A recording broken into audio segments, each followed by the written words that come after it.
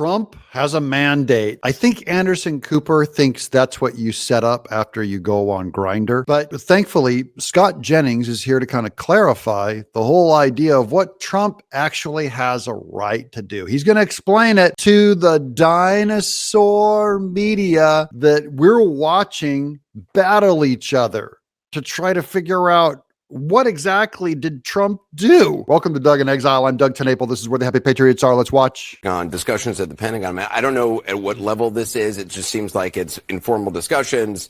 I guess it's understandable they would have those discussions. It also, Scott, is it? Look, I don't like this because what's Donald Trump supposed to think? You know, he's sitting down there. He's the president-elect.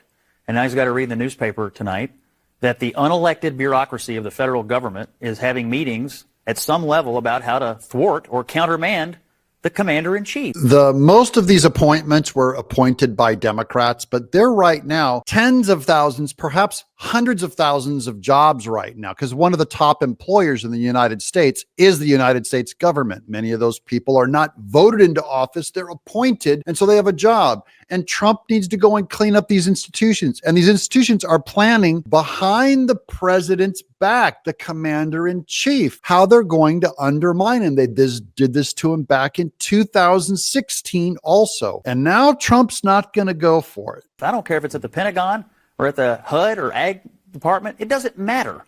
The unelected bureaucracy of this government answers to the civilian and duly elected leadership that we just did. And Trump has a biggest mandate right now than any other Republican for a long time. The people have clearly spoken. They want the president's agenda. And that means all these unelected but appointed bureaucracies better fall in line or he's going to fire you because they're conspiring against him.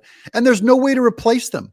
They can't be fired, unless it's by the president because they're an appointment. So there's no free market competition there. And what if you were in his shoes and you just won the popular vote with a clear mandate and now you got to read that these unelected bureaucrats are plotting against you? What would you think? If they have problems, let me finish. If they have problems, they should not have meetings that then leak to the press.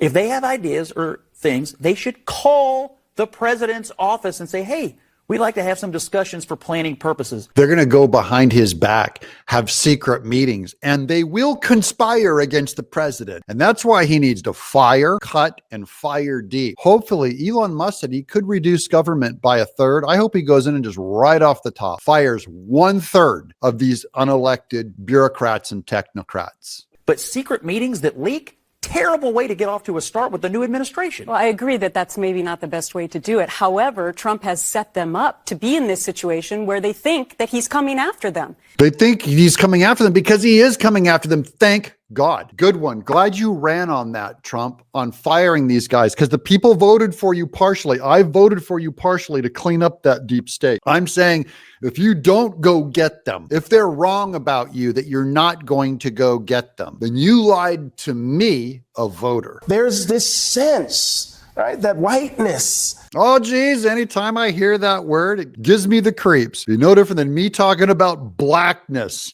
There's this sense of blackness. That should make a lot of people make your skin crawl. Right, is under threat. The demographic shifts. The country isn't all of these racially ambiguous children on Cheerios commercials. He's making a point somewhere in there, but this is unhinged. I feel bad for the old school Democrats. This guy, by the way, it's like he came from a time machine from 1 month ago before Kamala Harris got her butt kicked in an election. He's the old school Democrats, and Stephanie Ruhle here on MSNBC is trying to adapt and innovate and explain to him and maybe adjust for the future of the Democrat Party. Are confusing the hell out of me. Hey, a lot of people voted because their life's too damn expensive. And it was here. Yeah, why does it have to be about race? Maybe it's just, I noticed how much eggs and gasoline cost. Okay, maybe not everything is about your skin color and the skin color of racially ambiguous kids on Cheerios commercials. They voted for, you're telling me, Stephanie, that all of these people who believe that their lives are, that bread is too high and eggs are too high, that they voted for a convicted felon. Ding, ding, ding. Exactly. Now just repeat it to yourself. because that's exactly what happened. We voted for a convicted felon because we know who convicted them and for why it was a fraud. Whereas the things that we feel, the high price of groceries is not a fraud. In fact, it was all you all that told us that it didn't exist. You're all saying, no, the prices are fine. The jobs market is fine. Gas is fine. The border's fine. The president's sharp. We're telling the truth. And Trump's a felon. Yeah, bullcrap. You're liars.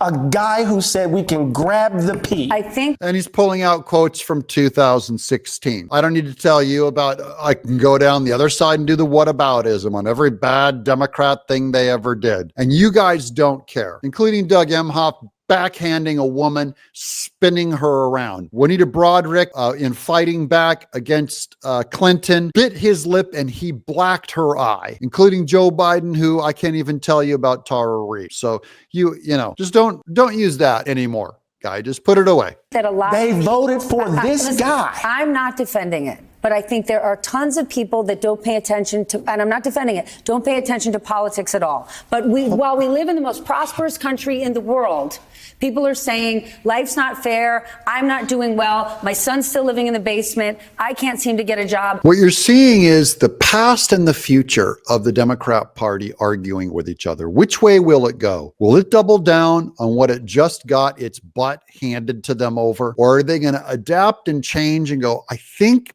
you know, Trump is basically like a Bill Clinton and everyone voted for him. Maybe we should go back to the Democrat Party in the 90s. Maybe just stick to economic issues and lay off all this trans race stuff for a while. I don't like the status quo. I'm voting for something else, and he was I the person. love you to life. I love you. But I do not believe that.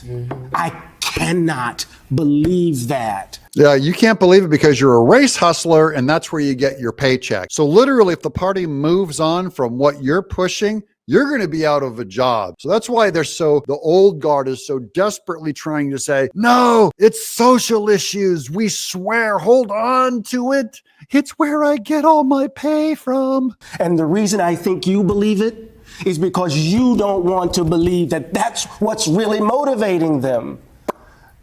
It's always the case. People don't want to believe what the country actually is, because if they believe it, they're going to have to confront what's in them. I don't believe that. They voted for a crook.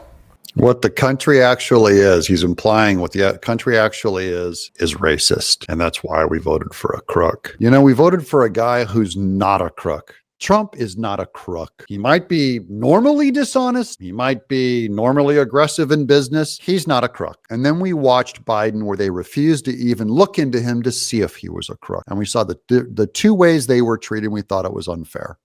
A person who they know is stealing from, just doing everything to undermine the so-called country that they love. Nah, I think he's going to save it. And then they're telling us the BS that it's economics. We know that's not true. We literally know that economics is true. With all the exit polls, they put race very low. They put economics very high. In fact, economics affects whites, blacks, Puerto Ricans, Chinese. They all go, the economy sucks. That's a pretty good explanation. It may not be a great priority, but it's true. Lo and behold, people vote their pocketbook. I thought we've known that for about 100 years now. I'm Doug in exile.